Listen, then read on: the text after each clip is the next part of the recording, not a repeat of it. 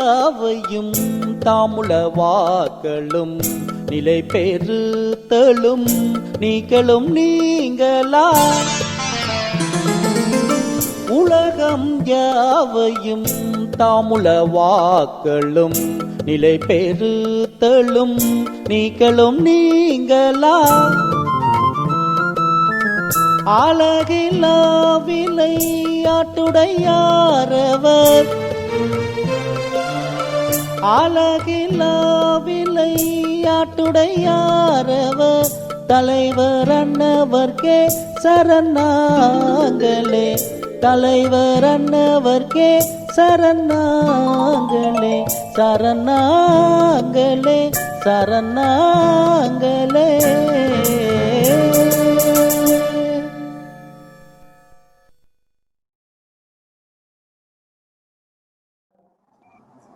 Very good afternoon, one and all present here.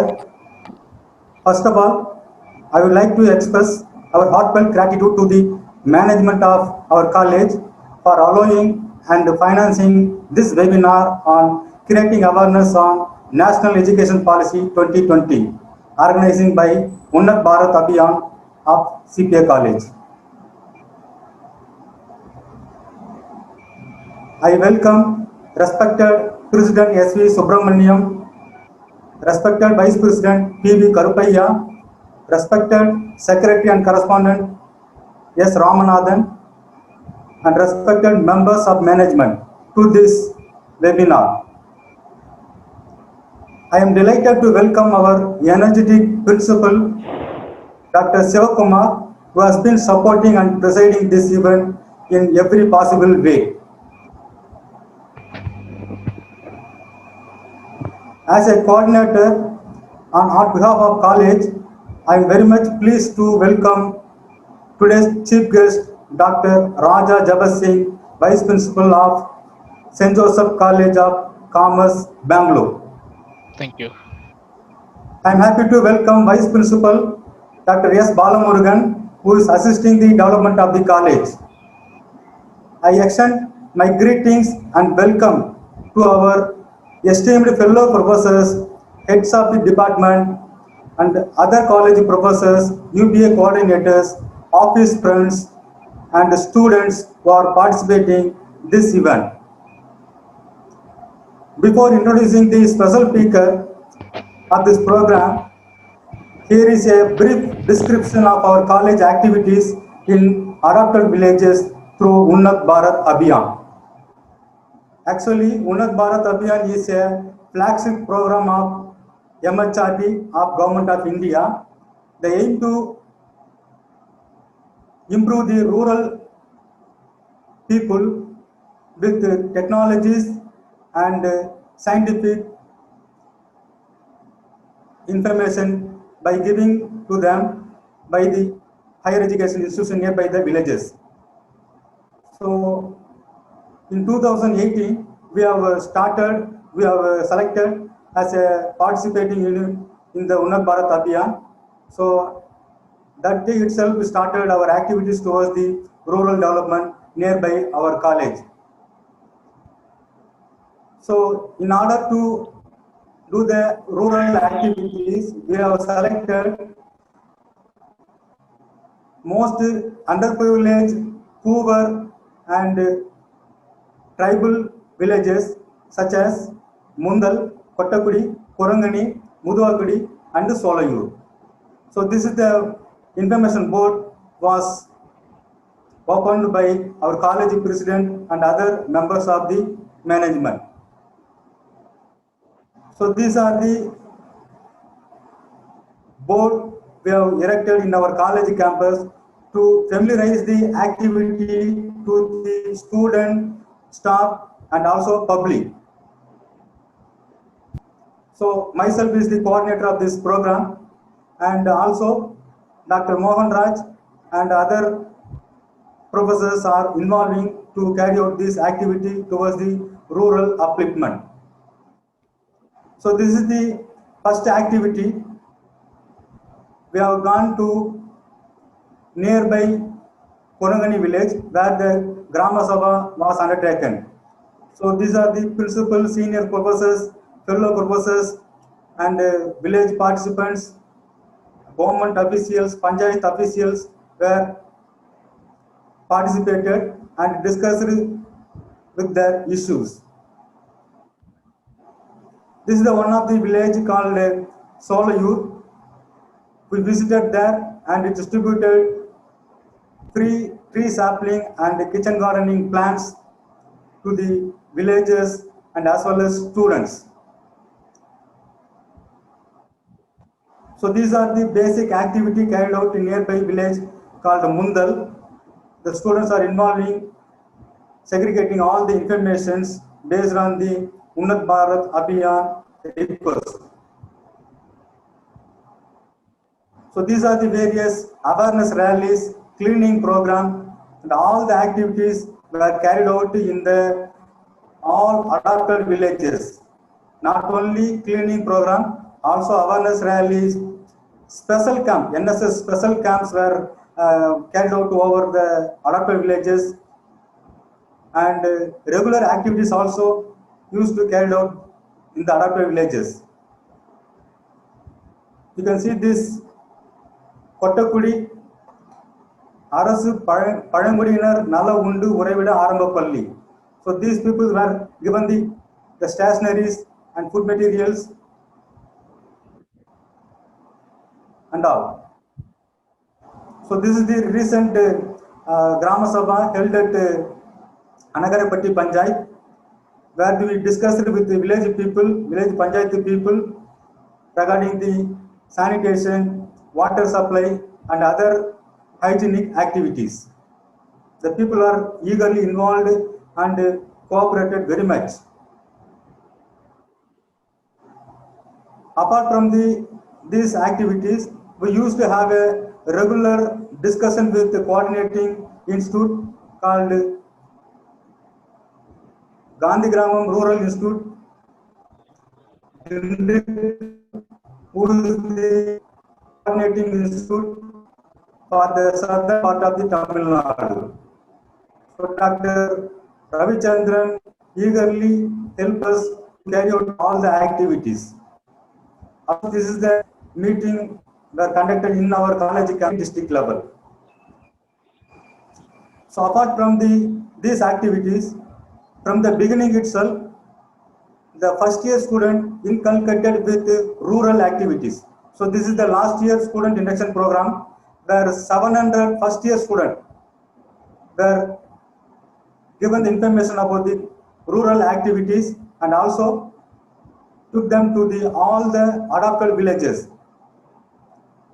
So they had a very good experiences, they had a very good exposures among the rural people, rural poor and rural livelihood, everything. So really it was a great experience set by the newcome students.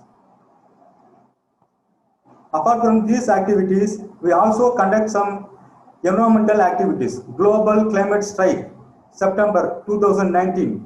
We have conducted along with Panchayat officials, police personnel, pollution control boards, publics, our management, staff, students, publics, all together were participated around 200 members in the climate strike rally conducted in last year 2019.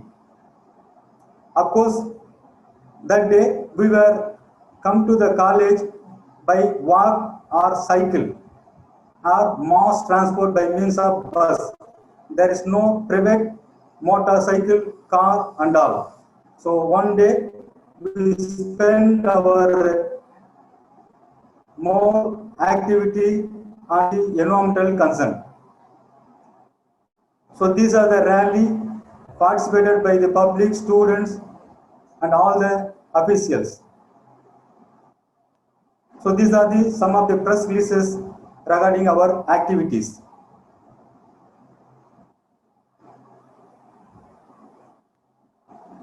Thank you.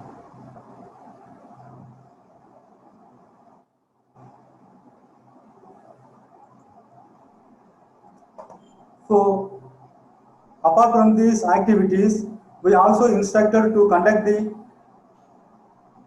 National Education Policy Awareness Program.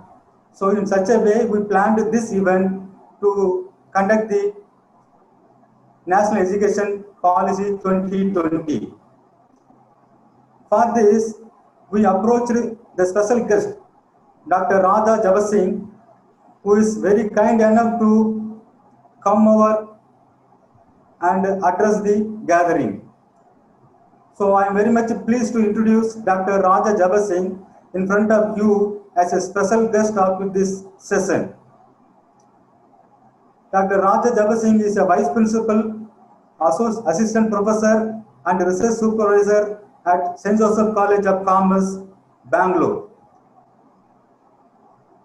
He has more than 14 years of wide range of experience in higher education, teaching and research.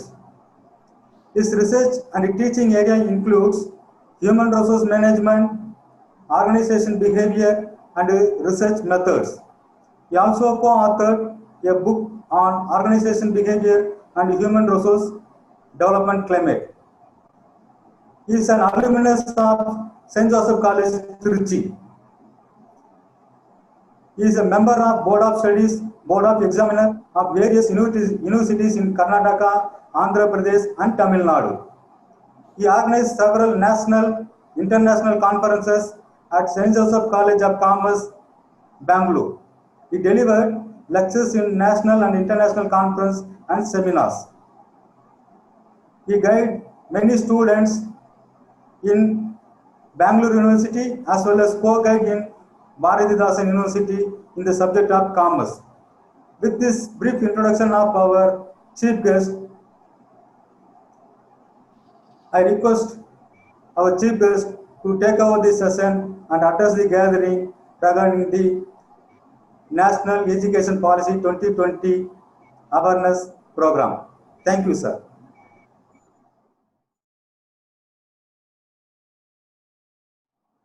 Thank you, Dr. Gopi, for the brief introduction about myself.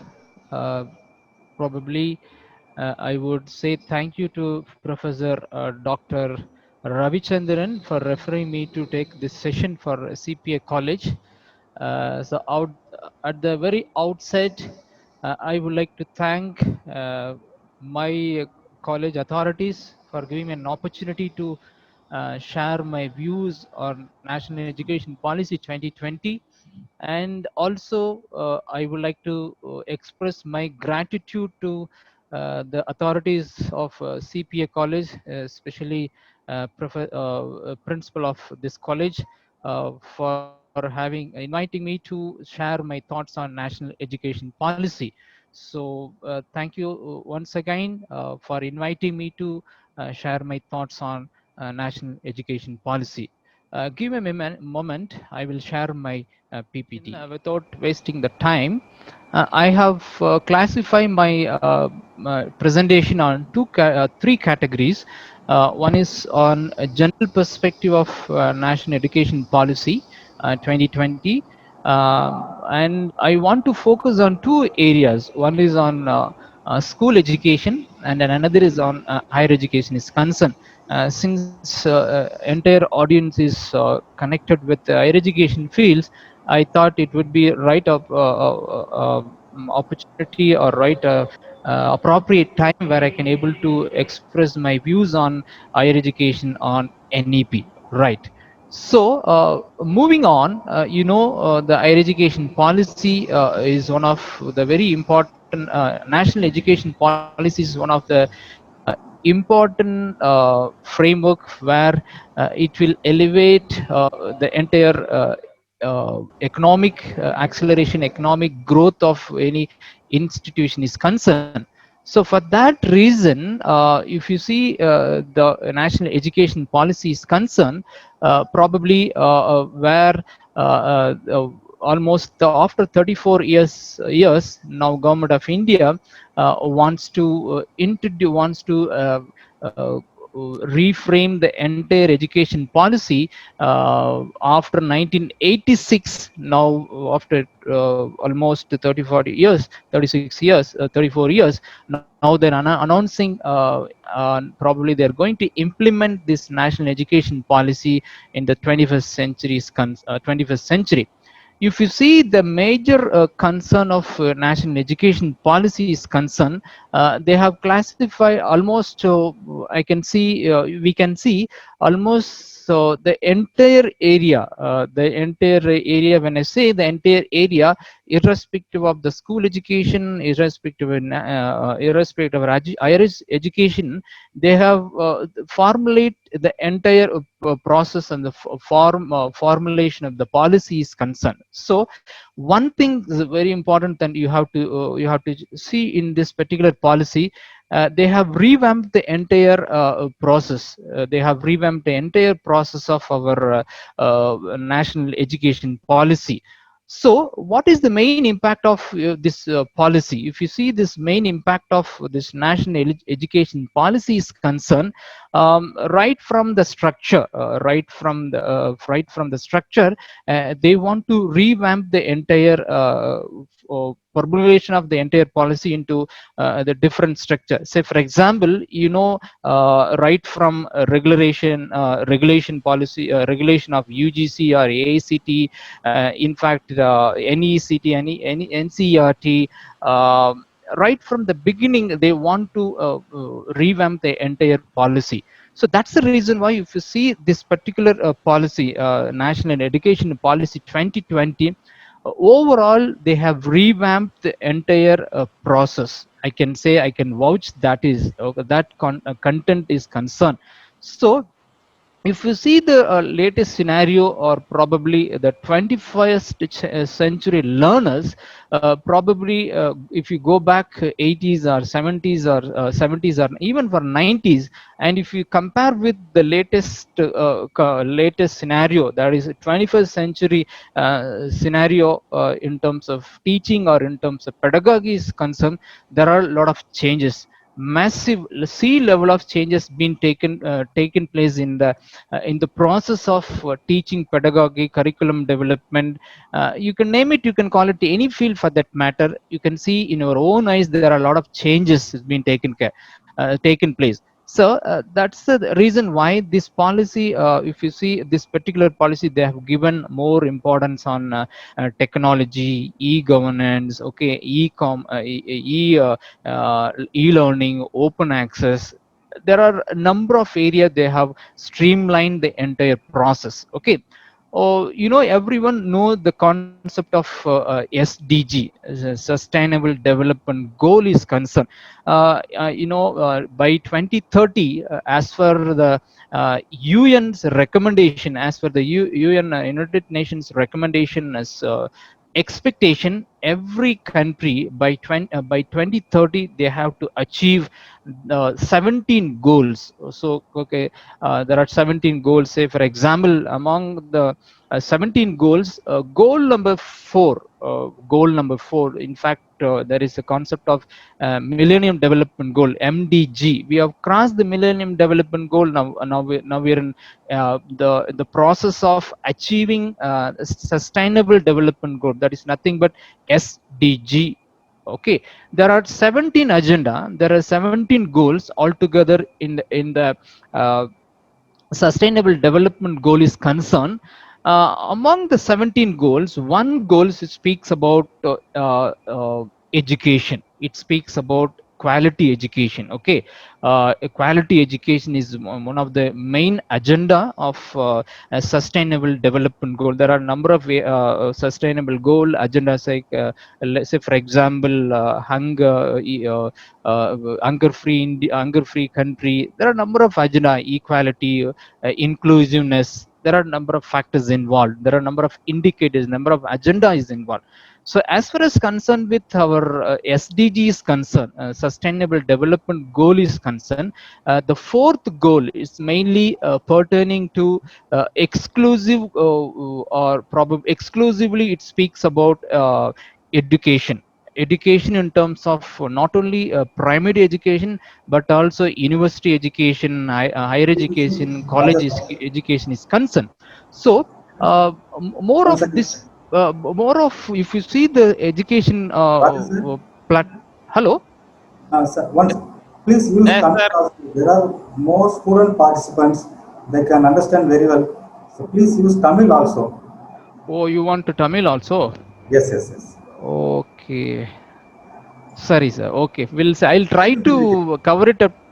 I try to my level best to cover Yeah, Tamil, yeah, yeah, but okay, wherever it possible, I can cover yeah, it. yes, yes, Okay, sir. kindly Thank excuse me. Okay, so wherever it possible, I can use regional language. Definitely, no problem. Okay.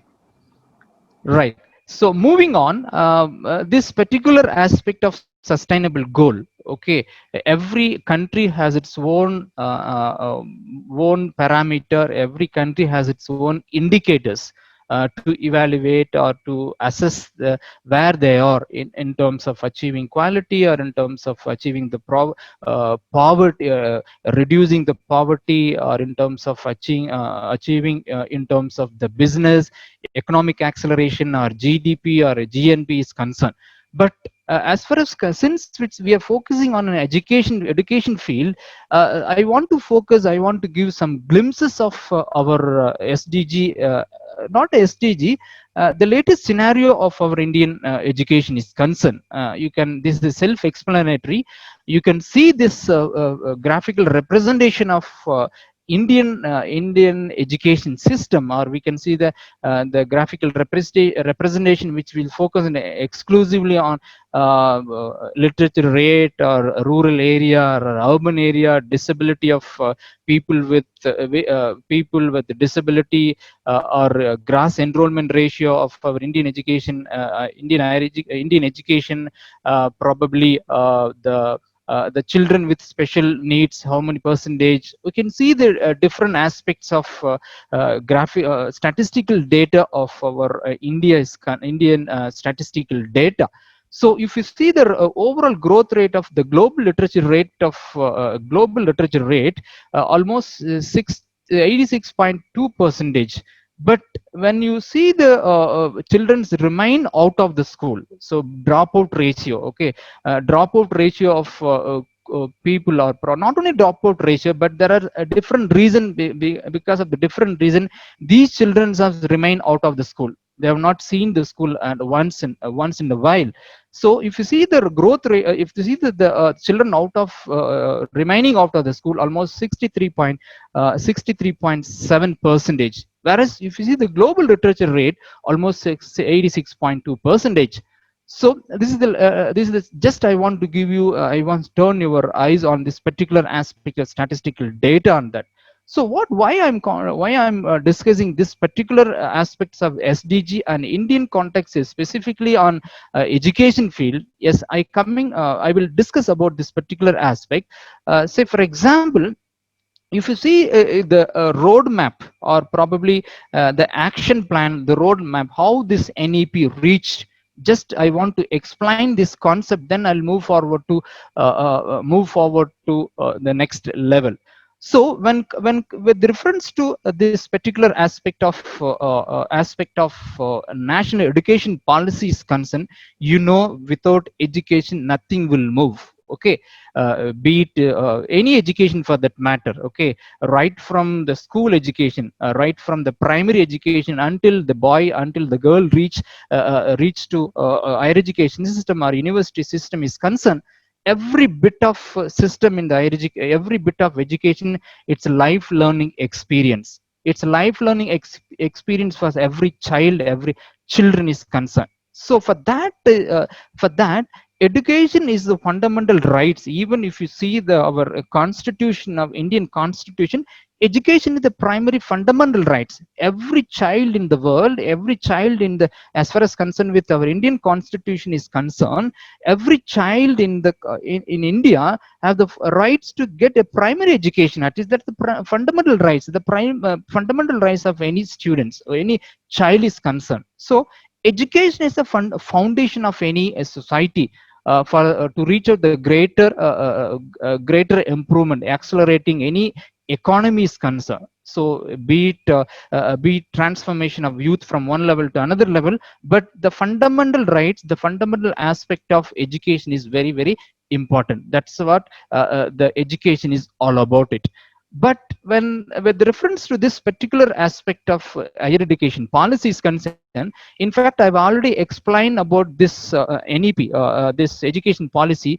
Way back 1986, we have implemented our policy. After 1986, almost 34 years, there will be no changes in the policy. So there are slight changes, say for example, curriculum, pedagogy system changes, reforms in terms of UGC, AICT, NCRT. There are slight changes in the policy, but overall changes, as far as concerned, the overall changes. This is the first time after a decade, almost 3 decades, and now we are overall we are doing the entire policy changes in one step. We are doing we are eliminating almost entire aspect. We are cross cutting the entire aspect of national education policy, right? So what is the roadmap of this education policy? Professor Rangarajan, sorry, Kasturi Rangan chairman, is the former ISRO chairman, is the committee chairperson of this national draft committee, along with professors involved, 6 professors involved in drafting the policy. But then, if you see the roadmap of this particular policy, extensively, they have discussed extensively. They have extensively they have drafted the policy. So right from school education, architecture, vocational education, higher education, university education, educate. There are a number of in the number of framework they've involved, number of framework they've analyzed and interpreted. Okay, so if you see the roadmap of this particular national education policy, almost extensively 2.5 lakh grama panchayat involved, extensive participation.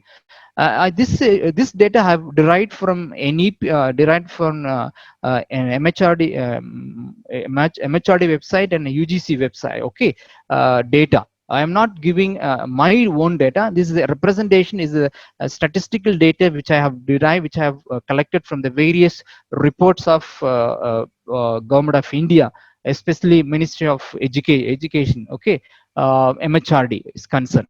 Now 12,500 local bodies involved, 675 districts involved. Overall, the picture. And if you see the number of suggestions, the number of suggestions which have received by the Ministry of Education before formulation of education, almost 2 lakh suggestion. In fact, they have probably every suggestion probably incorporated in the education policy is concerned. So in the education policy பார்க்க போனீங்கன்னா, every citizens in the India, that's what in the அவரோட அரசியல் அமைப்பு சட்டத்துக்கு கூட இதைத்தான் சொல்லுது. எந்த குழந்தையாக இருந்தாலும், எந்த குழந்தை அவன் ஸ்கூல்ல போய் சேர்ந்துல இருந்து காலேஜ் போவரிலும், அவன் எஜுகேஷன் தான் அவனுடைய ஒரு ரீஷேப் பண்ணுது, அவனை ஒரு மோல்ட் பண்ணுது. அந்த இந்திய தேசத்துல, எந்த தேசத்துல ஆகட்டும், எஜுகேஷன் இல்லாம எந்த ஒரு டிரான்ஸ்ஃபர்மேஷன் நடக்காது. So when you want to become, when the individual student want to transform, the right education is very, very important. இந்த பர்டிகுலர் தேசிய கல்விக் கொள்கை பார்த்தீங்கன்னா, பலதரப்பட்ட மக்களிடத்திலிருந்து கருத்துக்கள் கேட்கப்பட்டிருக்கிறாங்க. பலதரப்பட்ட மக்கள் இருந்து கருத்துக்கள் வாங்கி அதனுடைய அடிப்படையில தான் இந்த கருத்துக்கள் எல்லாம் ஒரு சாராம்சமாக கொண்டு வந்திருக்கிறாங்க. இது உங்களுக்கு தெரியும். அதான் இது எப்படியெல்லாம் இந்த நேஷனல் எஜுகேஷன் பாலிசி, தேசிய கல்விக் கொள்கை எப்படியெல்லாம் இப்படி ரீச் ஆகுறது, இதனுடைய ஜஸ்ட் ஒரு ரோட் மேப் தான். Now I'm moving on to the main content of our education national education policy. As I said the beginning, நான் ஆரம்பத்திலே சொன்னது போல, நான் 3 கண்டென்ட்டா நான் பிரிச்சிருக்கேன் என்னுடைய பிரசன்டேஷனை. ஒன்னு வந்து the basics of national education, the basic or introduction about the national education policy, why, என்ன, எதனால அப்படிங்கிற ஒரு இது கொடுத்தேன். அதனால தான் அந்த SDG, sustainable development goal, the goal number 4, அதெல்லாம் நான் எக்ஸ்பிளைன் பண்ணேன். But then இப்போ வந்து நான் என்ன, now I want to explain about the national education policy especially with reference to school education is concerned. Okay, three agenda I have. The first agenda is about the school education. You know, in the school education is very very important aspect of very fundamental aspect of any child, the fundamental right of any child. இது அதுதான் இந்த fundamental ரைட்டுங்கிறது ஒரு குழந்தைக்கு. அந்த அந்த குழந்தை ஸ்கூல்ல இருந்து அவன் காலேஜுக்கு போக வரல, அவன் யூனிவர்சிட்டி போய் படிக்க வரலும், இந்த ஃபவுண்டேஷன் எப்படி இருக்குதோ அதுதான் வெரி முக்கியம். அதை தான் அவனை டிரான்ஸ்ஃபர்மேஷன் பண்ணுது. அவனை ஒரு முழு மனிதனாக மாற்றுறதுக்கு அதை தான் உதவுறது. அதனால் that is the reason why this education policy they have revamped the entire process. அதுதான் that's what I have told in the beginning. School education இருந்து பள்ளி கல்வியிலிருந்து கல்லூரி கல்வி, யூனிவர்சிட்டி, தட்ஸ் வாட் பல்கலைக்கழக லெவல்ல அவன் போறானா அதனுடைய ஆஸ்பெக்ட் அவனுடைய எப்படியெல்லாம் அவனை reshape பண்ண, whatever possible way we can reshape the entire student committee. They have looked into that aspect, each and every aspect they look into. The committee has looked into the each and every aspect. They will come up with this policy. Okay, especially in terms of skill, especially in terms of vocational skill is concerned. The vocational skill அவனுக்கு எப்படி vocational skill கொடுத்து அவன் படிக்கிற போதே அவனுடைய வேலைவாய்ப்பை எப்படி அவனுக்கு உருவாக்குங்கிறது அதனுடைய சாராம்சத்தை கொண்டு இந்த கல்விக் கொள்கை அமைச்சிருக்கிறாங்க. But almost if you see the education policy, I have taken only the important juice from the entire policy. Okay, especially for education policy, higher education and school education is concerned. I have taken only the specific required information from the education policy is concerned, from NEP is concerned. உங்களுக்கெல்லாம் தெரியும், this early childhood care education is very important. நம்ம சொல்லுவோம் இந்த பிற்காலத்துல nowadays also we have the பால்வாடி சொல்லுவாங்க. அந்த from the beginning அந்த குழந்தை அந்த பால்வாடியில தான் அவனுடைய கல்வியை ஆரம்பிக்கிறான். That childhood education is very important. Early childhood care and education is very important. That's the reason why this particular education policy, national education policy, they stress more and more about early childhood care. By 2030, wherever possible, they want to evaluate national child. They want to reframe the entire framework of national curriculum framework, that is NCF, national curriculum framework. They want to reframe the entire curriculum with ECEC, that is early childhood care and education. They want to give more emphasis on this particular aspect. Another important aspect of the school education is concerned, 100%. They want to achieve 100% gross enrollment ratio, GER னு சொல்லுவாங்க. So cross enrolment ratio பசங்களை 100% அவனுக்கு கல்வி கொடுக்கணும், 100% அவனுக்கு primary எஜுகேஷனை ஆரம்ப கல்வி கொடுக்கறது தான் அதனுடைய main aim. So the second highlight of the school education. Then if you see the new framework of our education, முந்தெல்லாம் நமக்கு வந்து 5+6 5 10+2 அப்படி இருக்கும். So +1 +2 10+2. Now they want to reframe the entire structure, that is pedagogical framework, new curriculum framework, that is 5+3+3+3+4.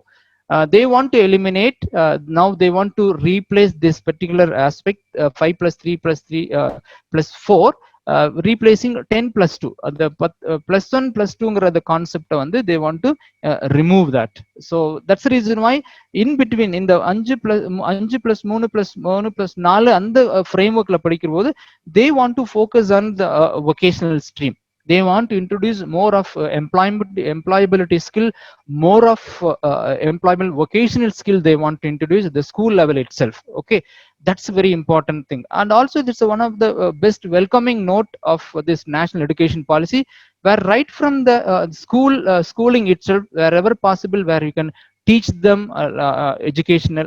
vocational education is concerned. அதனால தான் இந்த particular framework that put it across. Then the medium of instruction, there is another important aspect of education policy, the medium of instruction, mother tongue. Now they want to introduce, okay, the medium of instruction, mother tongue, regional language. It's up to 5th grade, it's a compulsory. So up to fifth grade it's compulsory. If you want, you can extend also. That's what they given the flexibility of flexibility in terms of medium of instruction, or as far as concerned with region language is concerned. Then preparatory class, you know, the preparatory class, Bala Vikita, for fifth grade, fifth to 6 year old children. It's kind of preparatory class before they move in, moving into formal education. Okay, special economic zone, பொருளாதார மண்டலம், பொருளாதார மண்டலம் exclusive for school, exclusive for education. They want to set up. There will be no hard separation of curricular, extracurricular, arts and science, vocational, sports, and academic. They want to incorporate everything in one umbrella. So there will be no hard students, science students, அப்படிங்கிற ஒரு பாகுபாடு இல்லாம they want to create, they want to give up, they want to give more and more emphasis on more multidisciplinary approach. அதுதான் இதுல பண்றாங்க. Okay, then national education literacy and numeracy மிஷன்ங்கிற ஒரு அமைப்பு ஏற்படுத்தி இருக்கிறாங்க. Full and full that particular mission to educate or propaganda about the literacy rate. They want to increase the literacy rate of our children, our citizens. Then then there was a gender inclusion fund for KVBG up to 12th standard. Wherever possible, we can utilize this fund. Then curriculum to integrate India culture and ethos at all levels. So Indian, as far as concerned with the curriculum integration of Indian culture, நம்மளுடைய culture வந்து உலகத்திலேயே முதன்மையானது, பழமையானதுன்னு சொல்றாங்க. அதனால wherever possible கரிக்குலத்தில் அவனுடைய பாடத்திட்டத்துல they want to incorporate Indian culture and the various aspects of ethos. Okay, ethos of Indian system, ethos of Indian culture, ethos of different state has its own culture advantages. Now they want to incorporate those changes. Then school preparation model for class entrance, beginners, they want to develop a preparation model for class 1 student. Though before they enter into the class 1, they want to give some kind of preparatory course or preparatory classes. Then Bal Bhavan, still we have a Bal Bhavan. They want to revamp the Bal Bhavan approach. Then they want to reduction in curriculum to core concept. So probably when I say the core concept, reduction in the curriculum and the core concept, more of they want to give vocational education. So say for example, science la அவர் படிக்கிறது ஒரு 10 module 10 module 5 module இருந்தாலும் அந்த 10 module ஒரு 2 module குறைச்சிட்டு they want to incorporate those extra activities, like curriculum integrated with the science, how its curriculum integrated with culture, how the science connected with science connected with culture. There is a lot of activities involved. Now they want to incorporate those activity, especially in the school education is concerned. Then there was an recommendation about National Assessment Center, Prakya. So through National Assessment Center, they want to assess student, they want to assess, evaluate the performance of the teacher, they want to evaluate the performance of students. So right from the curriculum evaluation, curriculum evaluation of the curriculum of school education, even for the different parameters. When I say the assessment, it include not only the books, not only the books teaching pedagogy, but also they want to incorporate a lot of changes in the e-learning assessment system also, that they want to incorporate under this process, right? These are the various aspects of the curriculum with reference to school education is concerned. Okay, school education பார்த்தீங்கன்னா இதெல்லாம் ஒரு முக்கியமான காரணமா, these are the முக்கியமான இதெல்லாம் முக்கியமான changes they want to incorporate. But as far as concerned with higher education is concerned, now I'm moving on to higher education. பல்கலைக்கழக education, or probably university education, or probably high school college education is concerned. They want to give an holistic approach of education. Okay, when I say the holistic education, the student should not the faculty should not teach only only from the syllabus, but above all they want to learn, you want to give more and more information about the holistic or multidisciplinary education system. So whereas when I say the multidisciplinary disciplinary approach, say for example, suppose the student of BA economics, students of BA economics wants to know about science subjects. Say for example, I want to know about physics. Students of economics can take physics subject as an ancillary paper to know more about physics, electronics if you want to take, or the students of commerce BCom படிக்கிற student chemistry எதா படிக்கணும்னா அவன் படிக்கலாம். So it's a kind of multidisciplinary approach. That's what it's a flexible curriculum. So there is no fast and hard rules. No, BA economics படிக்கணும், BA economics மட்டும்தான் படிக்கணும். BCom படிக்கிற பையன் only BCom subject மட்டும், காஸ்ட் அக்கவுண்டிங் இன்கம் டேக்ஸ் மட்டும்தான் படிக்கணும், or principles of management மட்டும்தான் படிக்கணும். No, there are possibility where the BCom student can they can read, they can take exam history. Suppose geography, if you want to learn geography is possible. So that's what it's this entire holistic approach of higher education is concerned, multidisciplinary, multi-layer, multidisciplinary education system right from undergraduation. Okay, when I say the holistic approach, undergraduate UG படிக்கிற பையன் கூட BA BCom படிக்கிற பையன் அதில இருந்தே they want to set up with the multidisciplinary flexible system of approach. Say for example, vocational education. Say for example, suppose BA economics படிக்கிற பையன், suppose I want to set up lab, DMLT lab. So those are having inclined to learn DMLT, suppose diploma in medical lab technology. Sometimes some of the colleges offering as a special career oriented courses, diploma after the normal class hour, they want to conduct. But then whereas if this particular policy, vocational education, they want to improve, they want to give more and more வேலைவாய்ப்பு related, they want to give more and more employment job related courses, vocational. That's the reason why they want to improve the skills. The 21st century skills is very important. That's what normal told us, reskilling, de-skilling, upskilling. Reskilling, de-skilling, upskilling is very very important.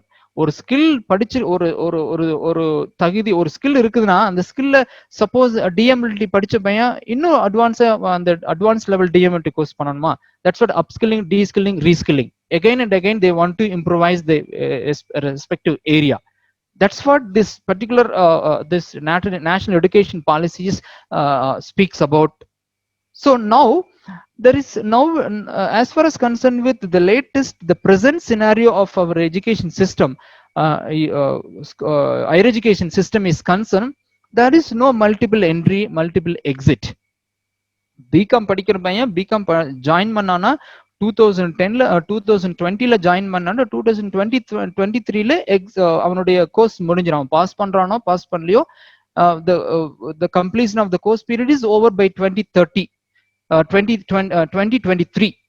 But then in this particular policy allows probably if I want to if X number A for example, candidate A joined CPA college for BBA for BCom course 2021 he's joined. Okay, 2020 in this academic year he joined for BCom. So after some time, suppose he learned some new technology during the period of first year or second year, he thought probably why should I go for some other professional, why should I go for some vocational courses, probably exit பண்ணிட்டு அவன் வேற course போய் join பண்ணலாம், வேற college அவன் learn பண்ணிட்டு கூட மறுபடியும் அவன் அந்த கோர்ஸ் வந்து ஜாயின் பண்ணிக்கலாம். அதுதான் இதோட multiple entry, multiple exit time. So இப்போ மல்டிபிள் என்ட்ரி எக்ஸிட் டைம் வரும்போது எனி பாயிண்ட் ஆஃப் டைம், எந்த சமயத்திலும் the institution or the university should allow the student And any point of time, if the students willing to go exit from any point of time, you have to allow them.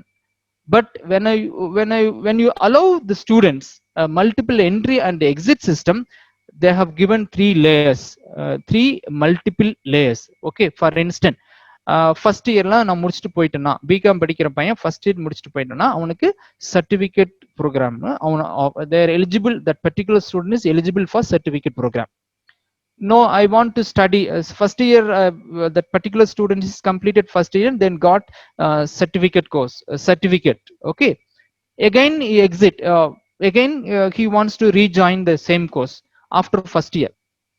After first year, after gaining the first certificate, he wants to join the second year. So once he joined the second year, that particular student eligible for advanced diploma after second year முடிச்சிட்டானா அவனுக்கு வந்து advance diploma. இந்த time after diploma முடிச்சதுக்கு அப்புறம், advance diploma ஆனதுக்கு அப்புறம், suppose he wants to quit, suppose he want to exit from that course, பிகாம்ல second முடிச்சதுக்கு அப்புறம் அட்வான்ஸ் டிப்ளமோ வாங்கினதுக்கு அப்புறம் செகண்ட் இயர் வரும்போது, நான் ஜாபுக்கு போகணும், இல்லை வேற கோர்சஸ், நான் ப்ரொஃபஷனல் கோர்சஸ் வெளியே படிக்கணும், நான் போறேன் அப்படின்ட்டு போனானா, yes you can allow them.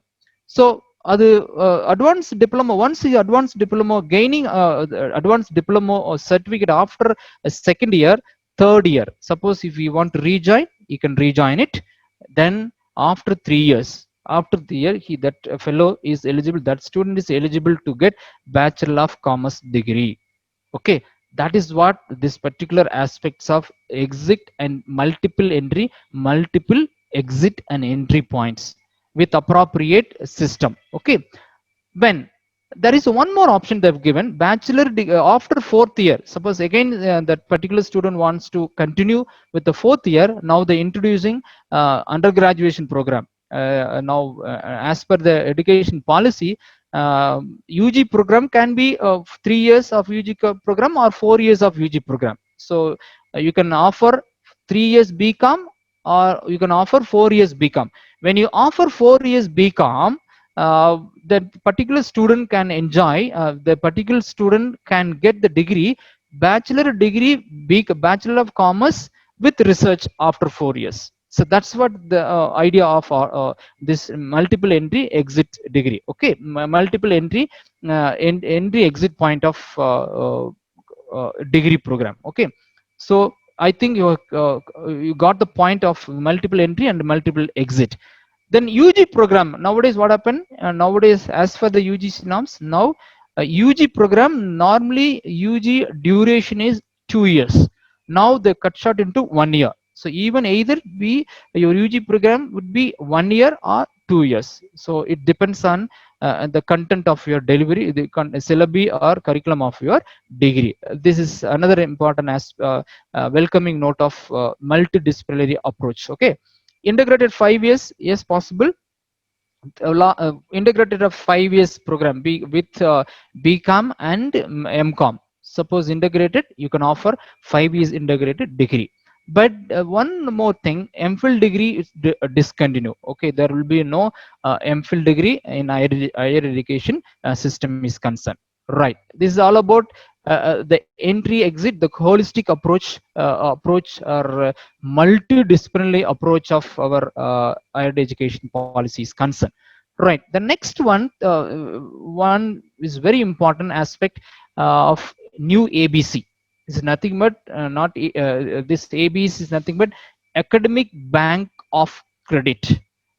This is also, this concept also welcoming one. We can appreciate this particular aspect of ABC concept, new academic bank of credit. So what all about in the new academic academic bank of credit na enna? Say for example, in a university system, one particular core paper, say for example a cost accounting paper is if it is 40 hours, if it is 60 hours paper, minimum of 4 credit or minimum of 3 credit is compulsory. You have to earn 4 or 3 credits, for example I am giving. Okay, so once you earn this 3 credit or 4 credit, Suppose I want to transfer, no, I want to student of CPA college, now they want to do some course in St. Joseph's College, Bangalore, or they want to do some courses in American College or Saudi Arabia College, Salem, one particular course they want to do. uh, so in this particular area, probably within the locality of your affiliated university, now, they will not allow us to do apart from your parent university. Normally they will allow the students to take up the credit from within the parent university. Probably Madurai Kamaraj University la உங்க காலேஜ்ல இருந்து மற்ற college நீங்க போய் கிரெடிட்ல earn பண்ணணும்னா it is possible.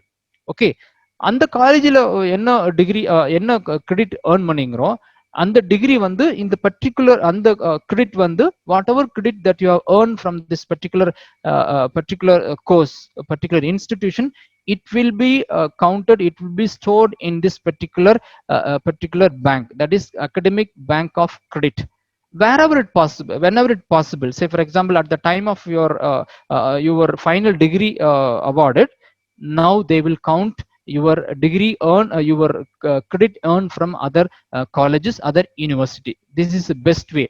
So now autonomous colleges have they have a flexibility in terms of earning credit from other colleges, other autonomous colleges, but wherein the affiliated college ku இந்த மாதிரி approach, இந்த மாதிரி facility இல்ல. So in the affiliated university or colleges ku affiliated colleges ku now they have introduced this particular concept of academic bank of credit. Okay, any students, okay, any students can take up. That's what in the beginning I've told, and ஆரம்பத்தில் நான் சொன்னது போல any course, say for example chemistry படிக்கிற students income tax படிக்கணும்னா அவங்க கூட படிக்கலாம். Suppose BA history படிக்கிற ஸ்டூடெண்ட்ஸ், நான் வந்து மதுரையில் இருக்கிற ஒரு கலைக்கல்லூரியில வேற இந்த டிராமா ஃப்ளோக்ளோர் படிக்கிறான்னா அது it can be possible. So anytime if the students willing to take up, if the students willing to take up any vocational courses or professional courses, whatever the course which will enhance the knowledge of the student intellectually, it is useful, intellectually that particular course is useful, they can take up.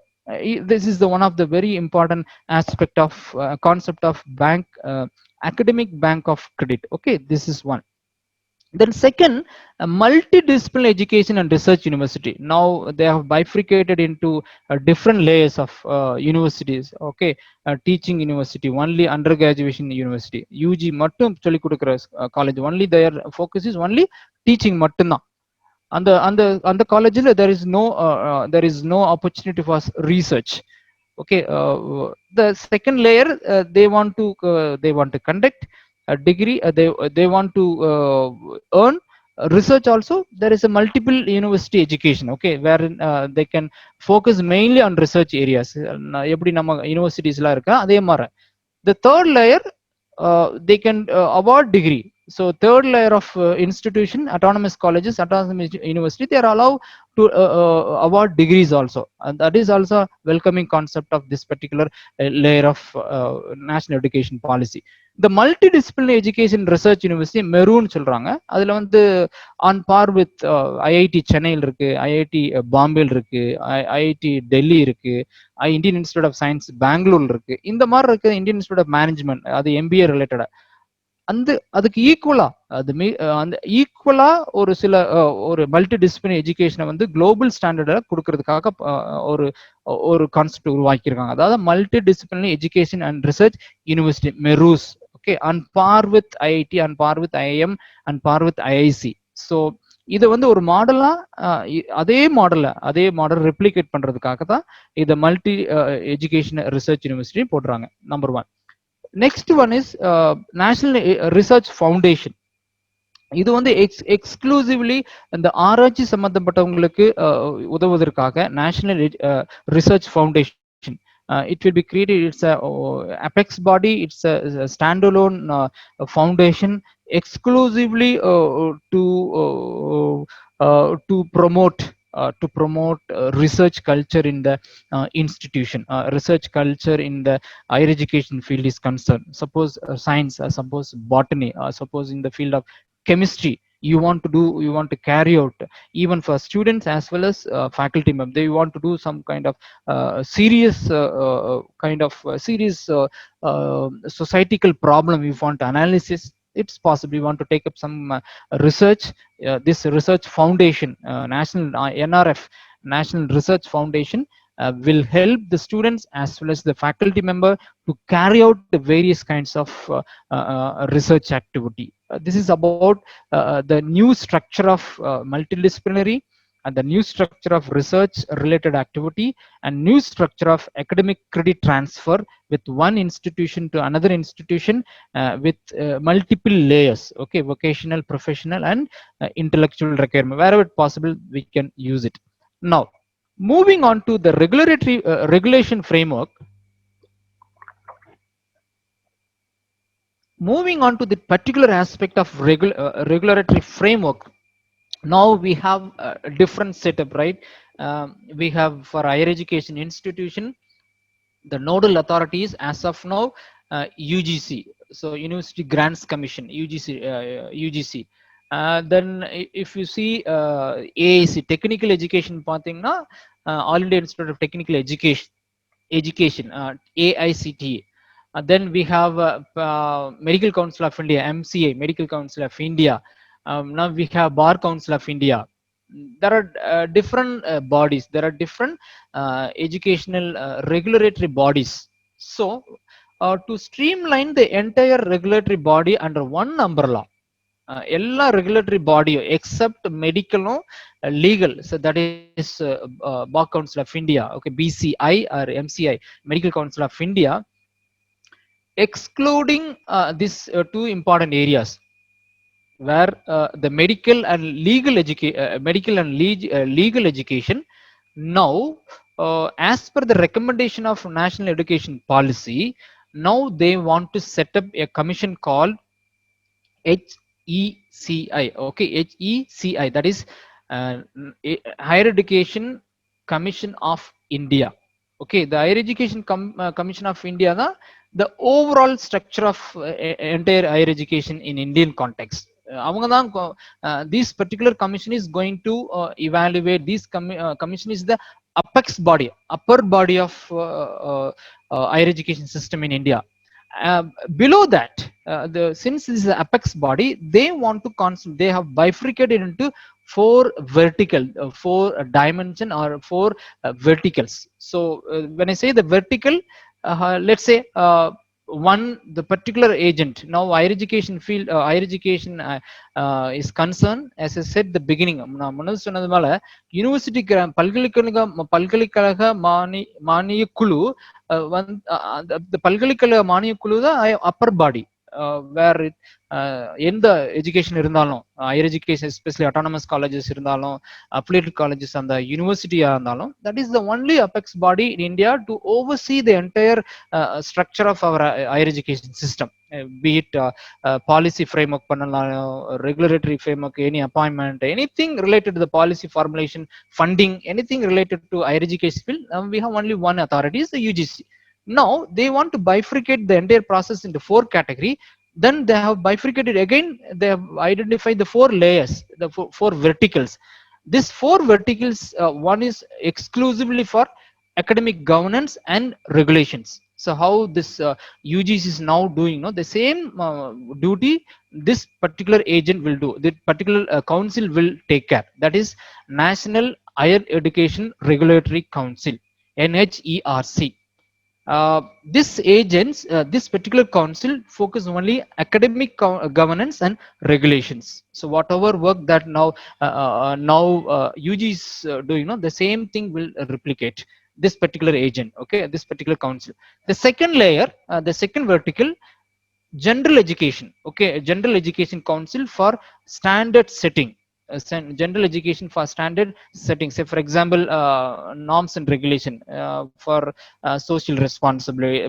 Now we have explained about your Unat Bharat Abhiyan, okay, now Fit India movement, This is a general education council to standardize the settings, standardization of settings of higher education in India. Okay, CSR, corporate social responsibility, like that kind of social responsibility of institution, social responsibility of higher education institution. They want to focus only general education council. This council will focus on this other than the regulatory work. They will do it. Okay. The second level, GEC, General Education Council. Third layer is about third vertical is Higher Education Grants Commission.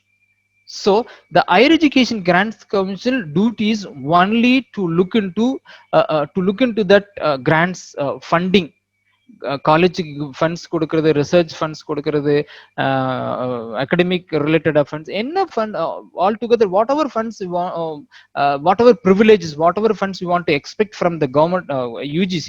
Now this particular agent, this particular council, which is exclusively to focus on Higher Education Grants Council, HEGC, the third vertical. The fourth vertical, now we have National Assessment and Accreditation Council, NAC னு சொல்லுவாங்க. And the particular NAC, now its headquarters is in Bangalore. They have one more office in Delhi. Now they've set up one more office in Delhi also.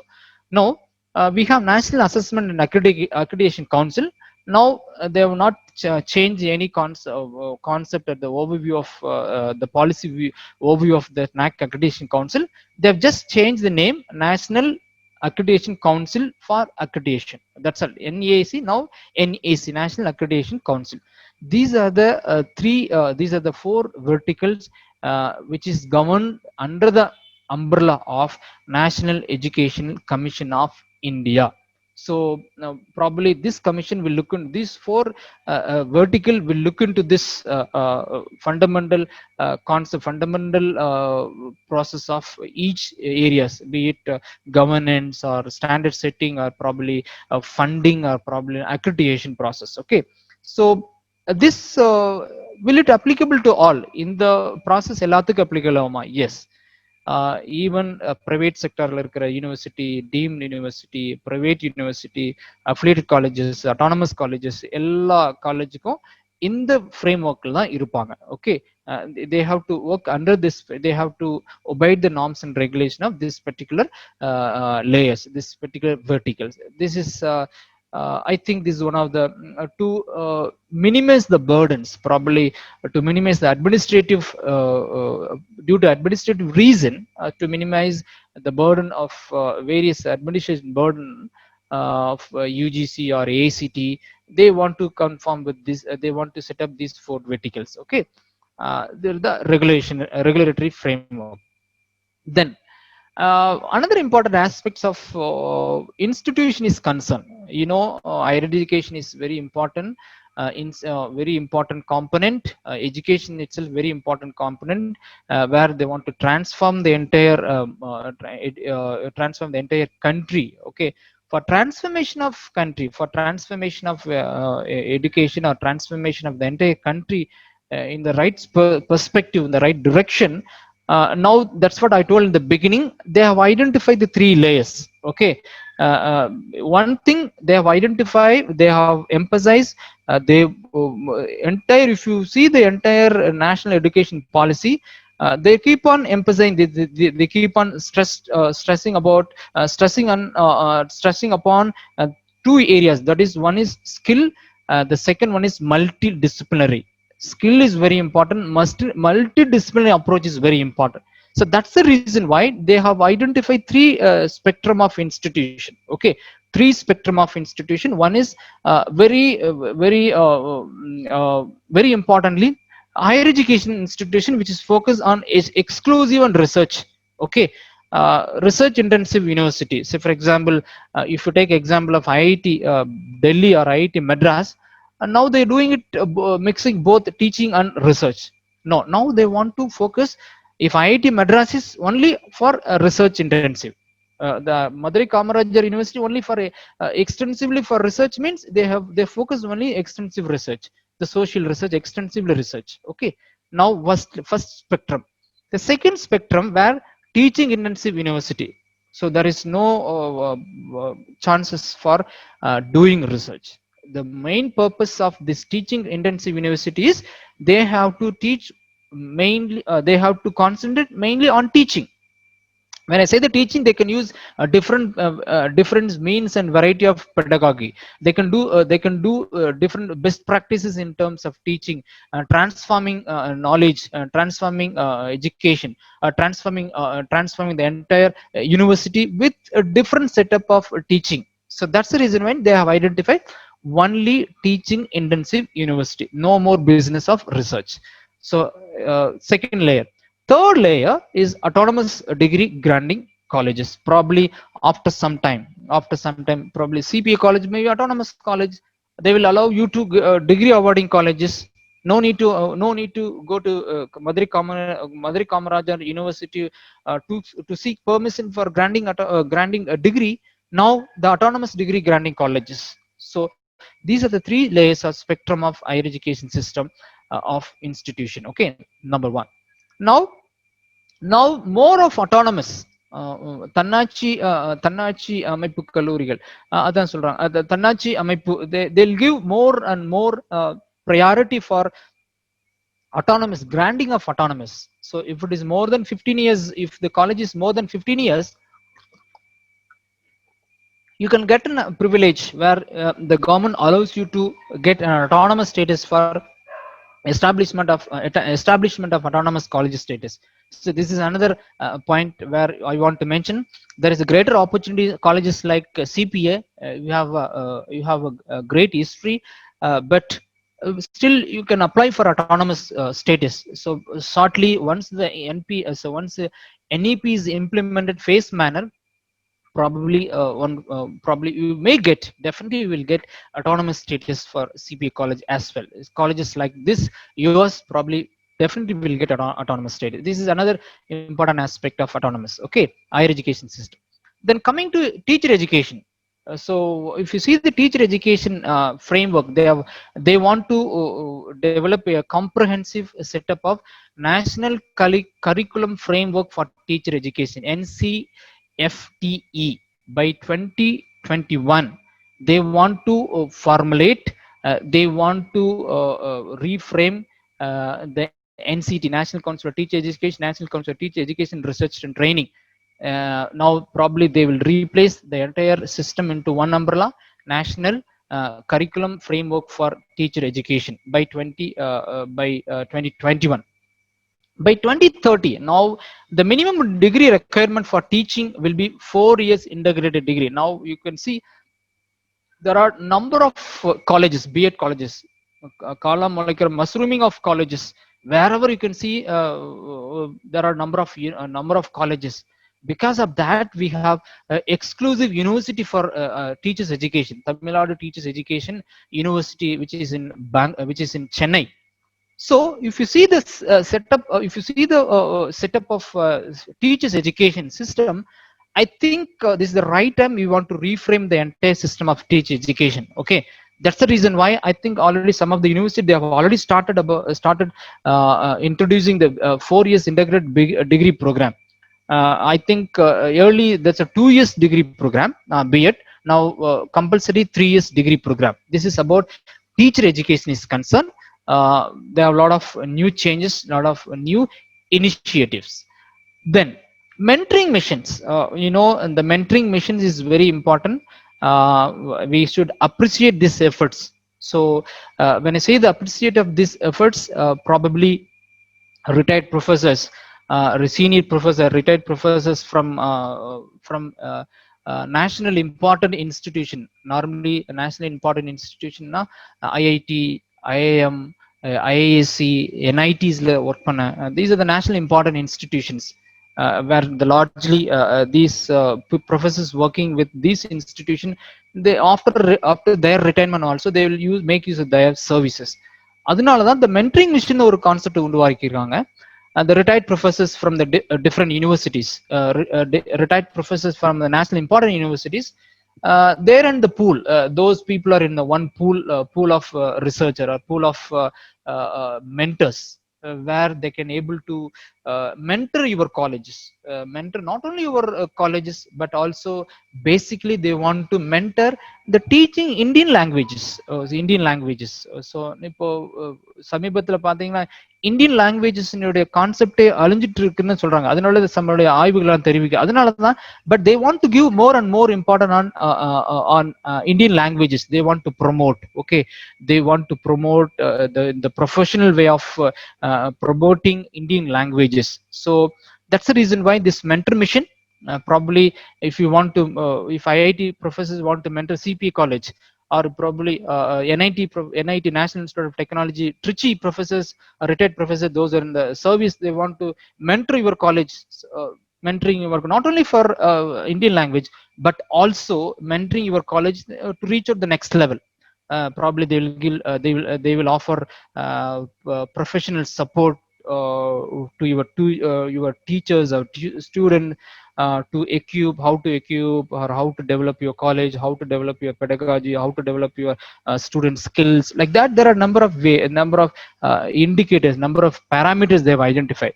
Now through this mentoring mission, probably each and every college they were going to benefit out of this concept of mentoring missions. So national importance institution irundhu varavanga, reputed colleges irukuranga, they will mentor your institute probably 1 year or probably 3 years or probably 6 months, need based. உங்களுக்கு தேவை அறிஞ்சு they will come and mentoring the institution. Number one, that is a good move. Now this open and education, open and distant education, you know, open and distance education is one of the premier system of higher education system in India. Way back it's been almost 50 75 years back it's been introduced. Almost 60 years back we have a variety of history behind the open distance learning system. If you take example of IGNOU system of IGNOU, National Indira Gandhi National Open University, Annamalai University is the oldest system of open education system. Way back in the long back they have already introduced this system of open education system. Now the government wants to introduce number as much as possible. They want to introduce online courses. They want to introduce online courses, MOOC courses, you know, massive open online courses, Swayam, NPTEL courses, Coursera. There are number of service provider where now this open education system, open and distance education learning system allows credit based recognition for open MOOCs courses. Suppose CPA college professors want to offer some CPA some course on botany. Suppose commerce teachers wants to do offer some course on income tax. You can offer. Anybody from any corner of the world, they can take up your course and they can register for the course, they can complete their course. So this is the best way of open learning and distant learning courses. Okay, they're giving high priority for open learning and distant learning courses equivalent to regular courses. Okay, then very importantly, this is very important, I want to focus this particular aspect, specifically a technological aspect. Nowadays, without mobile phone, without technology, any corner of the world, any corner of your village, you can see one Android phone. Okay, even that particular man doesn't have livelihood for his next day food, but that particular fellow will have a very good Android phone. Now situation is like that. Okay, now situation is like that. So as much as possible, the government of India wants to provide various technological incorporation, technological changes in use of technology in education planning, use of technology in teaching learning assessment. Now if you see, thanks to this Google Meet, so without we don't know if we would have done with this Google Meet, it is not possible to connect entire 89 or 96 participants. So through Google Meet, through technology, we are connecting. We are different places, right? So through Google Meet, through technology, we are connecting each other. Thanks to technology. Now you want to use the education system, higher education system wants to incorporate, you want to use as much as possible technological incorporation. So even for administration, paperless offices, teaching, learning, assessment, CA marketing, test பண்ணாலும், continuous internal marks, assignment, MCQ test, any of all, wherever possible. Even if for teaching also, you can teach with PPT, you can teach with quiz. There are a lot of case studies. You can use it. So these are the use of technology as far as concerned with new education policies. Drastically, they want to give more emphasis on technology, increasing, say for example, disadvantaged groups, say for example, those people in the corner of the village. Even for that fellow also, using technology, you can able to reach, you can able to reach out, you can able to reach out the particular students by using different technology. So this is another way of approach where you can able to reach out, where you can transform your students. So I urge you, every faculty members, or I urge you, every students, those are in the those are in this particular meet, try to use, try to identify, try to learn new things, try to learn new technology things. Okay, try to learn how to conduct a meeting through Google, how to conduct a test in the Google platform. There are a number of open access sources are available. So try to use, try to learn those technology. That technology in turn will helpful to disseminate your knowledge with other group of students. அதை learn பண்ணுங்க, அதை learn பண்ணி மற்றவங்களுக்கு கற்றுக் கொடுங்க. That is very important. Then e-content regional languages, probably IIT Delhi, IIT Kharagpur, they are doing e-content development. Normally e content development எப்படின்னா அந்த regional லாங்குவேஜ்ல இருக்கவே இருக்காது. But then the as per the new education policy, e content regional லாங்குவேஜ்ல இருக்கணும். தமிழ்னா தமிழ்ல, whatever content you are developing for MOOCs courses, it has to be converted into regional languages also. So that is about the technology. For technology, it's to focus only technology. They want to set up a national education technology forum, NETF. They will assess, they will evaluate, they will handhold every institution in terms of developing your technology, in terms of developing infrastructure development in the college. They will give you a proper direction, so wherever it possible. Okay. Then another impact, promotion of Indian languages. Yes, Indian languages காகவே ஒரு institute set up பண்றாங்க. அது Indian Institute of Translation and Interpretation, IITI. So national important institution, where they want to give more and more importance on promotion of Indian languages. So some of the language they given, Sanskrit, Persian, and Pali, Prakiti, they want to do it. Okay, this is about promotion of Indian language. Now internationalization of higher education, Indian higher education, almost now the government of India allows any foreign university can come and set up their branch in India. So now they have given green signal. So any moment they'll collaborate. Even you can collaborate. Even the government, Australia government, suppose they want to set up university in Madurai, they can set up. Even my MK University want to collaborate with Australian University, they can go. Even faculty can go. The Australian University faculty come and teach our Indian student. Even MKU faculty will then go and teach the students. That is very important. Okay, top university then come and set up their campuses in our own country. That is also okay. These are some of the reforms, basic reforms, or unique reforms in the higher education field or school education field. Universal education for every primary children's school up to 12th grade. It's the fundamental rights. They want to give universal education for every student. Every child in the country should have access of school. Okay. Then ensuring quality childhood. That's what in the first slide, the second slide I have explained about ECCE, early child care and education for every children between 3 years to 6 years, compulsory. Now new curriculum pedagogy. Now there is no concept of 3 plus. Now they introduce 3 plus 5 plus 3 plus 3 plus 4.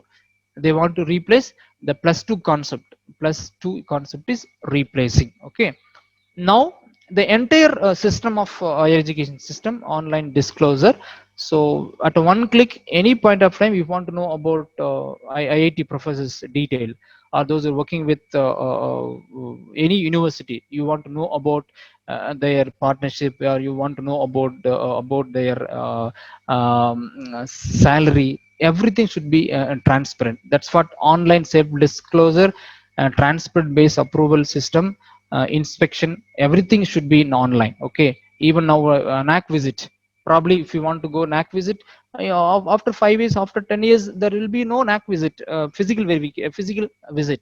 Now almost 70% is online verification, 30% only now they are coming to campus.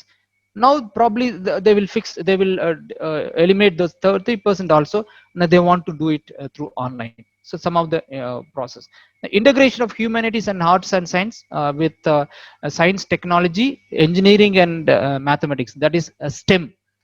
They want to incorporate the science, arts subject with mathematics, technology, and engineering. Okay, now National Education Institute, as I said at the beginning, they want to set up every education institution should develop a good e-content portal, e-learning, e-library, other digital facility. See, another 5 years, another 3 years, probably you have to teach your students now how we are teaching now students, right? Online, Google, MS Teams. Probably you may get opportunity, entire system is going to like that only. So be prepared. Education institutions should develop a good infrastructure, where the good infrastructure where you can able to give e-learning, e-library, other digital facility. That is very important. You right, this is the right time you have to plan your infrastructure development for this process. Okay, standalone institution, I have, in fact, I've already explained about the 3 layers: research institute, standalone institute, teaching university, and autonomous colleges. Integration of vocational education, teachers education, yes, they want to set up every content, every layer should involve, they want to integrate the entire content of the curriculum with vocational, teachers education, professional education. There is no separate entity. Special economic zones, languages, classical, promotion of classical language. In fact, there are number of classical language they want to improvise. You know, everyone know now they have redesigned the concept, redesigned the MHRD as a Ministry of Education. That is one of the agenda. Okay, right. These are the some of the points which I want to put it across. See, government approach, if you see I'm giving an overview of this NEP. I want to assess the government's government wavelength. Probably the government approach towards this NEP.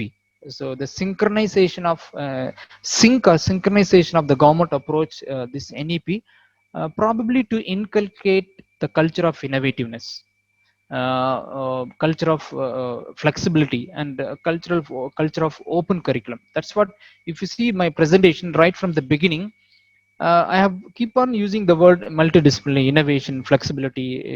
That's what they have: flexible exit system, multiple degree awarding system. Okay, so now they want to assess, they want to check the multiple system of approach, inculcate the system of innovativeness, inculcate the system of flexibility in terms of curriculum designing, in terms of earning degree from one institute and another institution, earning credit from one college to another college. This is the open curriculum design, right?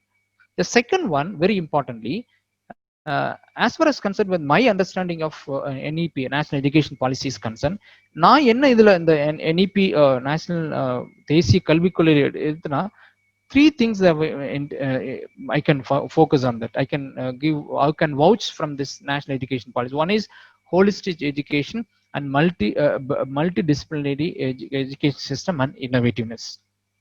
So when I see this holistic education or holistic and multidisciplinary education system, probably experience learning is very important. Not only book படிச்சிட்டு மட்டும் அதை அப்படியே vomit பண்ற மாதிரி இல்ல, experience, you want to give some kind of experience learning. Okay, when I say the experience learning, probably why in the 50 rupees profit in the share market la pota இன்னைக்கு போட்டா நாளைக்கு, for example, suppose I want to buy one particular share, SBI கம்பெனியோட share 500 rupees போட்டு ஒரு share வாங்கியிருக்கேன். நாளைக்கு 5 o'clock I want to, whether I want to take a decision whether I want to retain the share, I want to sell out the I want to sell the share. Other experience learning, you want to give experience learning for your students. That is very important. So anybody can teach, anybody can teach. Now you take example of there are a lot of content is available, right, in India, in Glue. One type, just Google it, just go to Google, is type whatever information they want to use the keyword, the automatically the Google will give you entire information. So what I want to say, what I want to convey is experience learning is very important. Interestingly, you have to interact, you have to interestingly you have to engage with students. You have to integrate the system. That's what integration of system of professional vocational education, STEM, I told you, STEM, that is science, technology, engineering and mathematics. STEM, STEM, science, technology, engineering and engineering and mathematics. So in the STEM, how they are going to connect with arts and humanities, how they are going to connect with history and technology, how they are going to connect with history and mathematics, how they are going to connect with geography and botany. Now they want to connect it. So that is integration of approach. Then inquiry driven, that is always you have to inculcate the concept of inquiry driven of pedagogical system. Why you have to create that approach. Discovery oriented, yes, always you have to trigger, always you have to synchronize, always you have to inculcate the culture of discovery of the new knowledge, discovery of new things in your pedagogical system. This is learner centered approach, discussion based teaching pedagogy, flexible and enjoyable. So this is what my observation from this NEP. Okay, so before moving on to conclude my talk, the teachers and students will be a future ready if only if they are change ready. Yes, that is very important. If the students will be the future ready, they should in the mindset of, they should have a mindset, yes, I want to make a change, yes, I want to yes, I want to inculcate this particular knowledge, yes, I want to try to learn this particular change, I want to adopt this change. Change is ready, yes, very very important. Once again I repeat, the teachers and students will be future ready only if they are change ready. Very very important. Even the government of India efforts, that there are a lot of efforts that taking to implement the national education policy in a different aspects. Okay, phase manner, probably first level school education, second level higher education, probably in higher education itself there are different layers, right? Higher education le nariya layer irukku. College, autonomous colleges, university, NIT, IIT, there are different layers irukku. Probably the government will take up right direction, right steps to implement this important agenda of national education policy. But ultimately, as a teacher, as a students, as a teachers, as a students, always there is a possibility, always there is a scope, always there is a opportunity, where specifically we are living in the 21st century. We are living in the 21st century. My request, my humble request to the students as well as the teachers as well as the participants, these three things is very, these three C's is very important. Okay, normally they call it as a four C's. Okay, one is critical thinking, second one is creativity, third one is 1 2 3 4 5 C's. Okay, critical thinking, creativity and collaboration, curiosity to know about, to know more about, and communication. So I urge every faculty members, I urge every my dear students to equip yourself, to equip these 21st century skills. That is, these skills are very very important to survive in the market, in the survive in the job market, probably in the global, if you see the global job market, uh, just having a mere degree of BCom, just having mere degree of BE or MC or MBA, it's not going to work, it's not going to helpful for anymore. So you have to always, if you have to ready, you have to keep yourself ready for the market requirement. Okay, so if the TCS is called, the TCS requirement is on Java, or TCS requirement .NET, or probably TCS requirement on a particular specific area, you should have that particular skill. That's why reskilling, upskilling, de-skilling, reskilling, upskilling, and de-skilling is very important. So with this my suggestion, with this my observation, I want to thank the organization organizers, specifically Dr. Gopi, and my professor Dr. Ravichandran, who referred me to take up this particular task, to educate or to create an awareness about the national education policy in the August gathering. Okay, so these are some of the reference which I have referred for my presentation. Okay, thanks so much.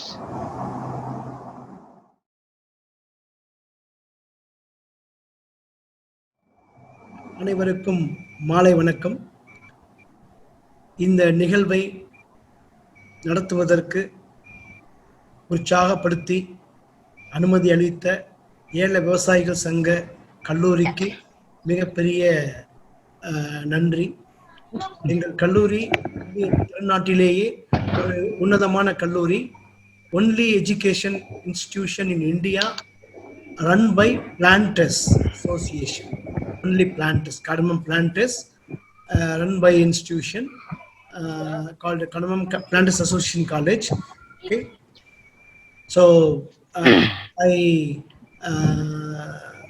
extend my warmest greetings to our college president, Sri S.V. Subramaniam, and our vice president, Sri P.V. Karpaya, and our college secretary and correspondent, Sri S. Ramanathan, and our management directors and senior professors Madaswamy and Dr. Murugeshan, vice principal Dr. Balamurugan, and all the faculties of our college, most importantly all the students, participants, and all our students. So I extend my warmest wishes and greetings to everyone, and the participants who are present here also, and especially the guest today, Dr. Raja Jabasingh of St. Joseph College of Commerce, Bangalore, assistant professor and vice principal. He spoke very well and created a very good awareness on national education policy. நண்பர்களே, அவர் எடுத்து உரைத்த அத்துணை தகவல்களும் இன்றியமையாத தகவல்கள். இது நமது நாட்டுக்கு தேவை. உங்களுக்கு தெரியும், மனித குலத்தின் ஒவ்வொரு யுகத்திலும் அறிவு என்பது முந்தைய தலைமுறைகளால் திருத்தி அமைக்கப்பட்ட ஒரு அமைப்பு. அந்த அமைப்பு இன்றைய தலைமுறைக்கு கிடைத்திருக்கிறது. அந்த அமைப்பு நம்முடைய அறிவுகளை பயன்படுத்தி எதிர்கால சந்ததி எப்படி இருக்க வேண்டும் என்பதற்கான ஒரு தெளிவான திட்டம் தயாரித்து அதை நேஷனல் எஜுகேஷன் பாலிசியாக அமைக்கிறார்கள். அந்த பாலிசியில சில நல்ல விஷயங்கள் பள்ளி கல்வியிலும், உயர் கல்வியிலும், ஆசிரியர் கல்வியிலும், வயது வந்தோர் கல்வி, வாழ்க்கை கல்வி, மொழி கல்வி, மொழித்திறன், அத்தனை வகையிலே இந்த நேஷனல் எஜுகேஷன் பாலிசி தன்னுடைய சிறப்பான பங்களிப்பை செய்திருக்கிறது. அடிப்படை நோக்கம் இந்த யதார்த்தத்தில் 20ஆம் நூற்றாண்டு பார்த்தோம் அப்படின்னா, ஒரு கல்லூரியில, ஒரு பள்ளியில எவ்வளவு மாணவர்கள் சேர்கிறார்கள், எண்ணிக்கை ரொம்ப கம்மியாக தான் இருக்கு. அது சார் அழகா சொன்னாங்க, கிராஸ் என்ரோல்மெண்ட் ரேஷியோ. அதை நிறைவடைய வேணும், அது தன்னிறைவாக்கணும், 100% கொண்டு வரணும். எந்த ஆண்டுல வரும் பள்ளி கல்வி, எந்த ஆண்டுல வரும் உயர்கல்வி, எந்த ஆண்டுல வரும், அப்ப என்ன மாதிரி சீர்திருத்தங்கள் பண்ணினால் இது சீக்கிரம் நிறைவேறும். அது மாதிரி ஆசிரியர் கல்வி, வயது வந்தோர் கல்வி, அத்தனை கல்வியிலும் அந்த ஜிஆரை ரீச் பண்றதற்கான ஒரு நோக்கத்தை உள்வைத்து ஒரு நிலையிலும் சிறப்பானதொரு திட்டங்களை தீட்டி நல்ல எதிர்கால சந்ததிகளை உருவாக்குவதற்கு ஒரு வாழ்க்கைக்கு பயன்படக்கூடிய ஒரு அற்புதமான கல்வி கொள்கையினை இந்த மத்திய அரசாங்கமானது பிரகடனப்படுத்தியிருக்கிறது. அந்த கல்வி கொள்கையில் இருக்கக்கூடிய சிறப்பு அம்சங்களை பற்றி நம்முடைய விருந்தினர் மிஸ்டர் டாக்டர் ராஜா ஜபசிங் அருமையாக எடுத்துரைத்தார். பள்ளி கல்வியிலும் அதில் முக்கியமானது பார்த்தீங்கன்னா ரொம்ப முக்கியம், எழுத்தறிவும் எண்ணறிவும் முதல் 5 வயதுக்குள் ஒரு மழலை எழுத்துனா என்னன்னு தெரியணும், கணக்கு மனிதன் எண்ணுனா என்னன்னு தெரியணும். அதை வாங்கணும். வாங்கினதுக்கு அப்புறம் அடுத்த லெவல் 5+3+3+4 அது ரொம்ப முக்கியம். ஒரு நிலைகளும் பார்த்தீங்கன்னா கல்வியில வெறுமனே படிச்சு ஒப்புவிக்கிற மனப்பாடம் பண்ணிட்டு படிக்கக்கூடிய கல்வியா இல்லாம புரிந்து படிக்கக்கூடிய எக்ஸ்பீரியன்ஸ்டு லேர்னிங், அழகா ரொம்ப அருமையான அண்டர்லைன் பண்ண வேண்டிய பாயிண்ட், புரிந்து படிக்கக்கூடிய கல்வியாக இந்த பாடத்திட்டமானது மாற்றப்பட இருக்கிறது. அது ரொம்ப முக்கியமான விஷயம். ஏன்னா எதிர்கால சந்ததிகள் அறிவு நிரம்பிய ஒரு மாணவர்களாக உருவாக வேண்டும் என்பதில் இந்த மைய அரசு உறுதி கொண்டுள்ளது. அந்த அமைப்பை உருவாக்குவதற்கு நல்ல சிறப்பா திட்டங்கள் தீட்டிருக்கிறாங்க. அதுல உயர்கல்வியை பொறுத்தளவுல பார்த்தீங்கன்னா, உயர்கல்வியில வந்து ஒரு 4 நிலைகள் கல்லூரிகள், இன்ஸ்டிடியூஷன்ஸ் எப்படி இருக்கணும், ஒரு இன்ஸ்டிடியூஷன் எப்படி இருக்கலாம், இப்ப எப்படி இருந்துட்டு இருக்கு, எல்லாத்துலயும் எல்லாம் படிக்கலாம். ஒரு ஐஐசியில போனோம்னா உயர்ந்த ரக இன்ஸ்டிடியூஷன் ஆஃப் இந்தியா இன்னைக்கு எல்லா நாடுகளோடையும் போட்டி போடுது, நல்ல ரேங்க்ல வருது. அங்கேயும் பார்த்தீங்கன்னா ஆராய்ச்சி நடந்துட்டு இருக்கு, கற்பித்தலும் நடந்து கொண்டிருக்கிறது. ரெண்டும் நல்லா இருக்கு. குவாலிட்டியா இருக்கா? ஏதோ ரெண்டையும் சேர்க்கறதுனால வந்து ஏதோ ஒரு குவாலிட்டி குறையுது. இந்த சின்ன பாயிண்ட பார்த்திருக்காங்க.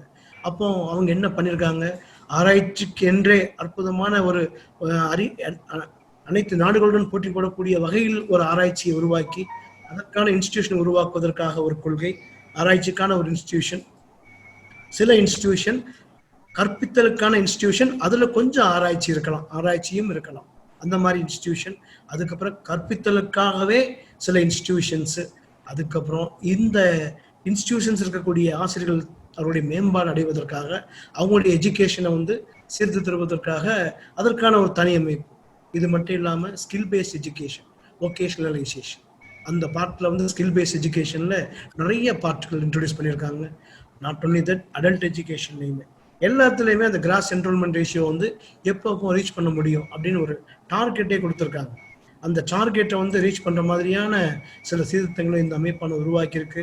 நிறைய நல்ல அம்சங்கள் இந்த புதிய கல்விக் கொள்கையில் இருக்கிறது. அந்த வகையில் இந்த விழிப்புணர்வு ஏற்படுத்திய ஸ்ரீ ராஜ ஜபசிங் அவருக்கு மிகப்பெரிய நன்றி. அது மட்டுமல்லாது இந்த புதிய கல்விக் கொள்கையானது நல்ல எல்லா அம்சங்களையும் உள்ளடக்கிய ஒரு அற்புதமான கொள்கை, ஒரு உயிரோட்டமான கொள்கை, ஒரு ஈக்குவல் இம்பார்ட்டன்ஸ், அனைவருக்குமான கல்வியை அவர் சொன்ன மாதிரி ஹோலிஸ்டிக் அண்ட் மல்டி டிசிப்ளினரி ரொம்ப முக்கியம். அது போக டெக்னிக்கல் எஜுகேஷன்ஸ், தொழிற்கல்வி, இது எல்லாத்தையும் உள்ளடக்கக்கூடிய ஒரு கல்வியா இருக்கு. எதிர்கால சந்ததிகள் வந்து இந்த கல்விக் கொள்கையின் மூலம் மிகப்பெரிய பயனை அடைவார்கள். இந்த விழிப்புணர்வு ஏற்படுத்திய விருந்தினருக்கும் இந்த விழாவினை ஏற்பாடு செய்த கல்லூரியின் உன்னத் பாரத் அபியான் அமைப்பிற்கும் அதனுடைய கோஆர்டினேட்டர் மற்றும் கல்லூரி பேராசிரியர்களுக்கும் மாணவர்களுக்கும் விருந்தினர்களுக்கும் இந்த இணையவழியில் இணைந்துள்ள அத்தனை பயனாளர்களுக்கும் மீண்டும் கல்லூரியின் சார்பாக நன்றியையும் வாழ்த்துக்களையும் தெரிவித்து உங்களை வணங்கி விடைபெறுகிறேன். நன்றி, வணக்கம்.